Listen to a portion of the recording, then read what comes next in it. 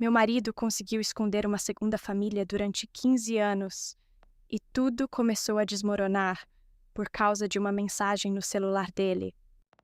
Meu marido saiu para trabalhar numa segunda-feira de manhã, como fazia todos os dias há 15 anos, e eu realmente achei que seria só mais uma manhã comum. Antes de sair, ele esqueceu o celular em cima da mesa da cozinha.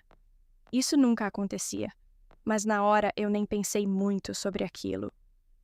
Carlos sempre foi extremamente cuidadoso com o celular. Levava para todos os lugares, respondia mensagens rápido e raramente deixava o aparelho longe dele. Mas naquela manhã, ele saiu atrasado, pegou as chaves do carro, reclamou do trânsito e foi embora, sem perceber que tinha deixado o telefone ali. Eu só fui até a mesa para levar uma xícara de café quando a tela acendeu com uma notificação. E eu lembro exatamente da sensação que tive quando li a mensagem. Saudade de você. As crianças perguntaram quando o pai volta. Na hora, eu achei que estava entendendo errado, porque eu sou a esposa dele, e aquelas crianças não eram os nossos filhos. Mesmo assim, tentei encontrar alguma explicação lógica. Talvez fosse alguém da família. Talvez eu tivesse tirado a frase do contexto. Talvez simplesmente não fosse o que parecia. Mas quanto mais eu olhava para aquela mensagem, pior a sensação ficava. O celular ainda estava desbloqueado, e eu fiquei alguns segundos encarando a tela sem saber o que fazer. Porque, no fundo, eu acho que já sabia que, se abrisse aquela conversa, alguma coisa dentro da minha vida nunca mais seria a mesma. Mesmo assim, eu abri. As mensagens começaram a aparecer na tela, e logo nos primeiros minutos eu percebi que aquilo não era recente. Existia uma intimidade muito grande ali. Conversas do dia a dia, fotos, comentários sobre rotina, compromissos, horários, supermercado, escola das crianças. Não parecia um caso escondido? Parecia uma família. E acho que essa foi a primeira coisa que realmente me abalou. Porque traição já seria difícil o suficiente, mas aquilo parecia muito maior. Enquanto eu lia as mensagens, comecei a perceber pequenos detalhes que deixavam tudo ainda mais estranho. Ela sabia da minha existência. Em vários momentos, dava para entender que os dois conversavam sobre a situação. Não existia segredo entre eles. Em uma das mensagens, ela escreveu: "Eu sei que isso não pode continuar assim por muito mais tempo." E ele respondeu: "Só preciso organizar as coisas primeiro." Eu senti um frio muito forte quando li aquilo, porque naquele momento comecei a entender que talvez meu casamento inteiro tivesse sido construído em cima de uma mentira que já durava anos. Eu continuei lendo por quase 40 minutos, sem perceber o tempo passar. E quanto mais eu lia, mais pedaços da minha própria vida começavam a fazer sentido. As viagens inesperadas, as horas extras, os finais de semana em que ele dizia estar resolvendo problemas da empresa. Tudo parecia se encaixar de uma forma assustadora. E o pior é que eu não encontrava sinais de culpa nele. As conversas eram normais, naturais, como se viver duas vidas ao mesmo tempo fosse algo completamente comum. Em determinado momento, encontrei fotos das crianças. Um menino e uma menina, pequenos ainda. E eu lembro que precisei parar por alguns segundos depois de ver aquilo, porque foi a primeira vez que pensei nos meus filhos. Eles não faziam ideia de nada. E aquelas outras crianças provavelmente também não. Todos estavam vivendo dentro da mesma mentira, sem perceber. Quando ouvi o barulho do carro, dele entrando na garagem no fim da tarde, fechei o celular imediatamente e coloquei exatamente no mesmo lugar onde ele tinha deixado pela manhã.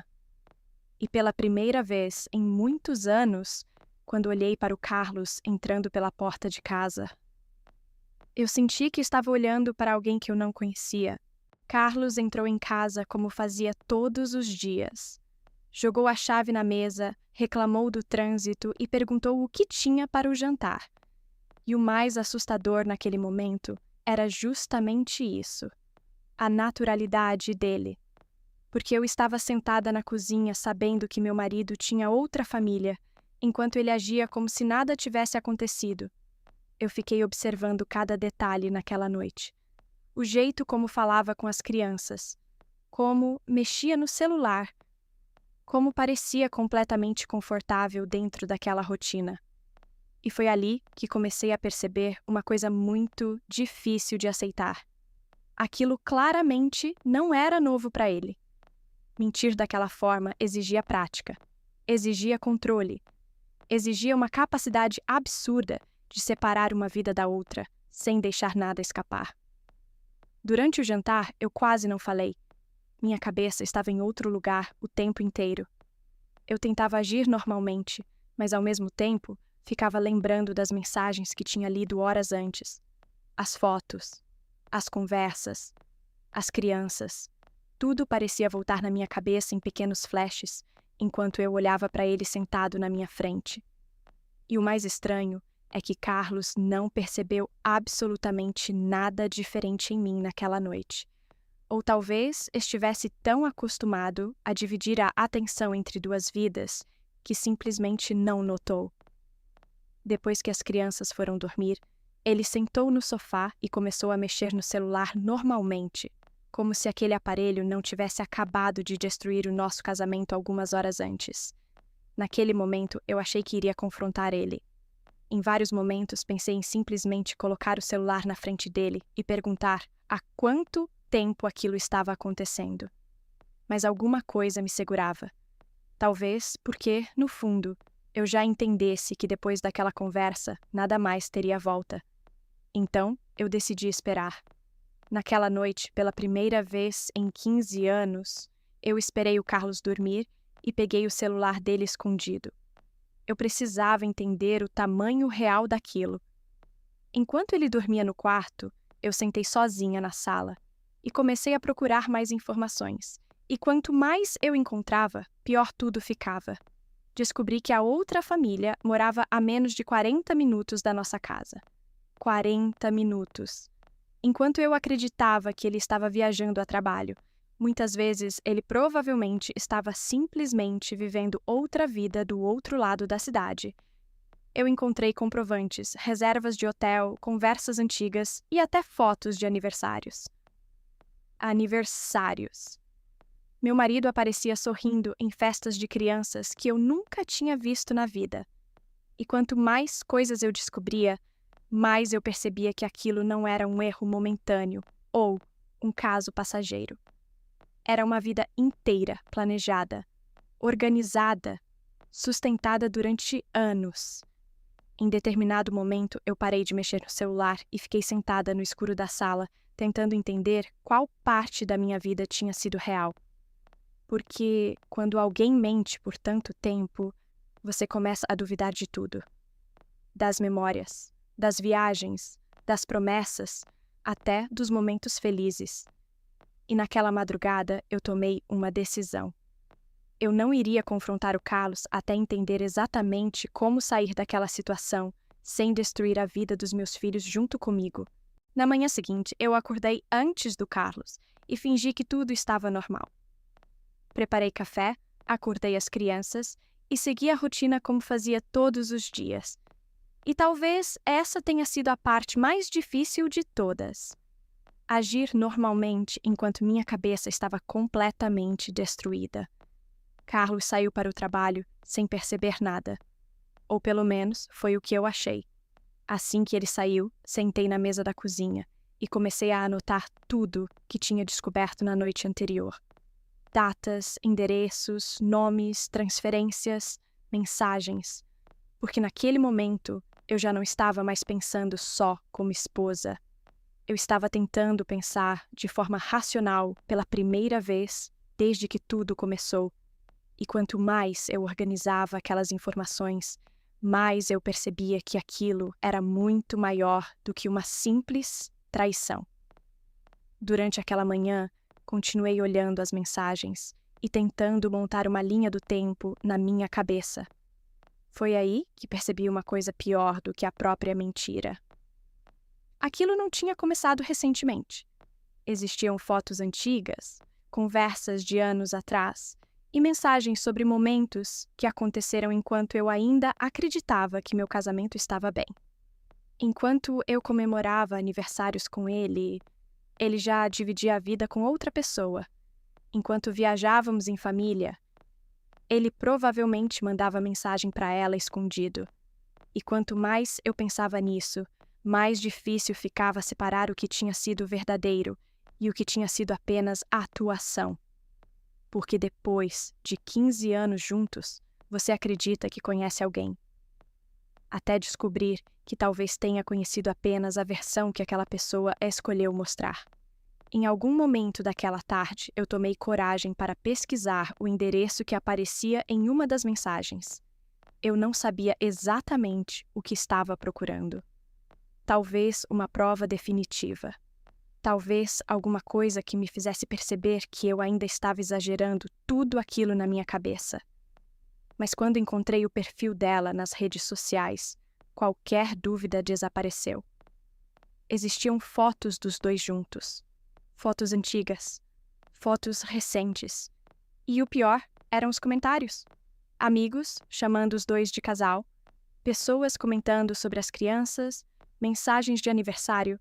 Tudo parecia completamente normal, dentro daquela outra vida que eu nem sabia que existia.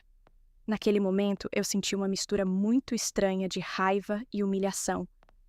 Porque enquanto eu acreditava estar vivendo um casamento real, outras pessoas já enxergavam aquela outra família como algo totalmente normal. E foi ali que comecei a entender que eu provavelmente era a única pessoa que não sabia de nada. Naquela noite, eu quase confrontei o Carlos outra vez. Em vários momentos, pensei em colocar o celular na frente dele e perguntar diretamente há quanto tempo aquilo estava acontecendo. Mas quanto mais eu pensava, mais calma eu ficava. E isso me assustava um pouco, porque eu percebi que já não queria simplesmente uma explicação. Eu queria entender exatamente como alguém consegue mentir por tantos anos, olhando todos os dias para a própria família como se nada estivesse errado. Nos dias seguintes, eu comecei a observar o Carlos de uma forma completamente diferente. Era estranho porque, por fora, nada tinha mudado. Ele continuava acordando no mesmo horário, saindo para o trabalho, conversando com as crianças e fazendo piadas durante o jantar. Mas agora, eu percebia coisas que antes passavam despercebidas. O jeito como escondia a tela do celular quando recebia mensagem. As respostas rápidas demais quando eu perguntava sobre trabalho. As viagens marcadas em cima da hora. Tudo começou a parecer calculado. E quanto mais eu observava, mais eu percebia que ele estava confortável naquela situação. Não parecia alguém arrependido ou preocupado em ser descoberto. Parecia alguém acostumado. Em determinado momento, comecei a pesquisar sobre casos parecidos na internet e descobri histórias de pessoas que viveram vidas duplas durante décadas sem serem descobertas. Isso me assustou mais do que eu gostaria de admitir, porque eu comecei a entender que talvez eu nunca tivesse conhecido o Carlos de verdade. Talvez eu tivesse conhecido apenas a versão dele construída para mim.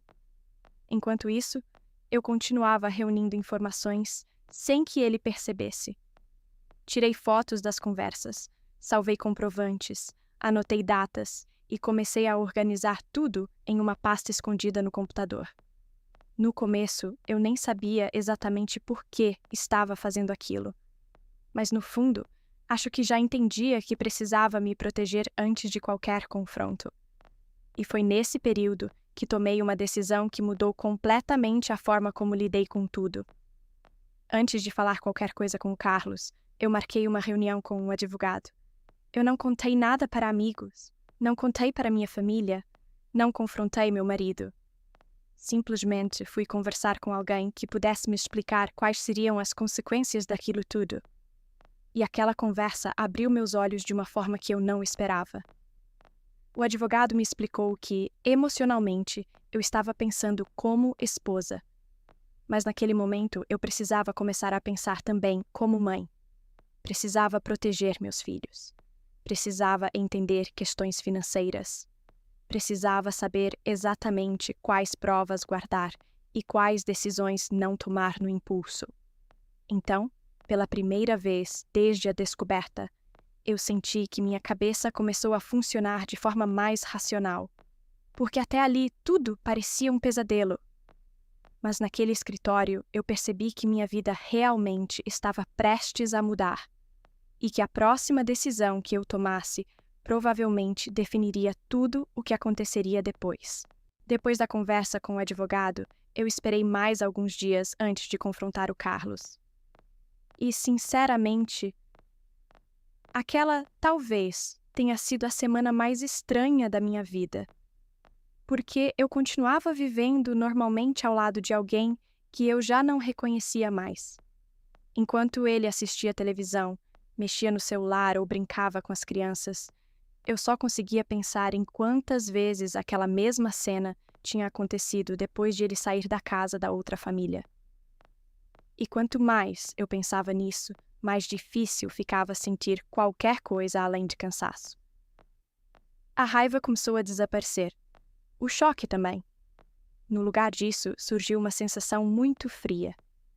Como se emocionalmente eu já tivesse saído daquele casamento antes mesmo da conversa acontecer. Então, numa sexta-feira à noite, depois que as crianças dormiram, eu finalmente decidi falar.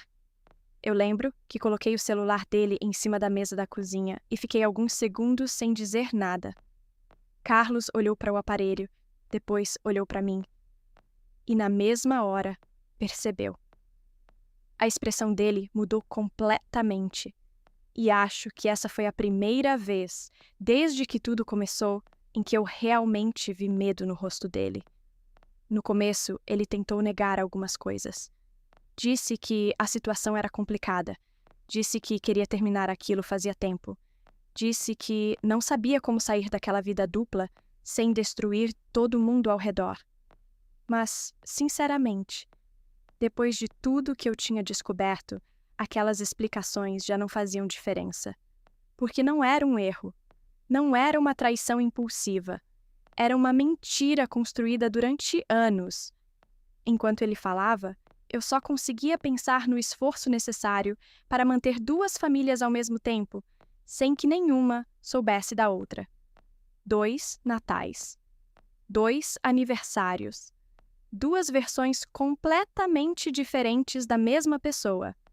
E naquele momento, eu percebi uma coisa muito importante. Eu nunca teria conseguido confiar nele novamente. Nunca. A conversa durou horas, mas no fim, a decisão já estava tomada muito antes dela começar. Nos meses seguintes, aconteceu tudo que normalmente acontece em situações assim. Advogados, divisão de bens, conversas difíceis com os filhos e uma quantidade absurda de desgaste emocional. Mas existe uma parte dessa história que ainda me impressiona quando lembro. A outra mulher também acreditava que vivia um relacionamento real. Ela também tinha sido enganada. E, de certa forma, nós duas descobrimos ao mesmo tempo que estávamos vivendo dentro da mesma mentira. Hoje, olhando para trás, eu percebo que o mais assustador não foi descobrir a traição. Foi perceber como alguém consegue esconder uma vida inteira atrás de uma rotina aparentemente normal. Porque durante 15 anos eu achei que conhecia meu marido. Até descobrir que, às vezes, a pessoa que divide a casa com você também pode estar vivendo uma vida que você nunca imaginou existir.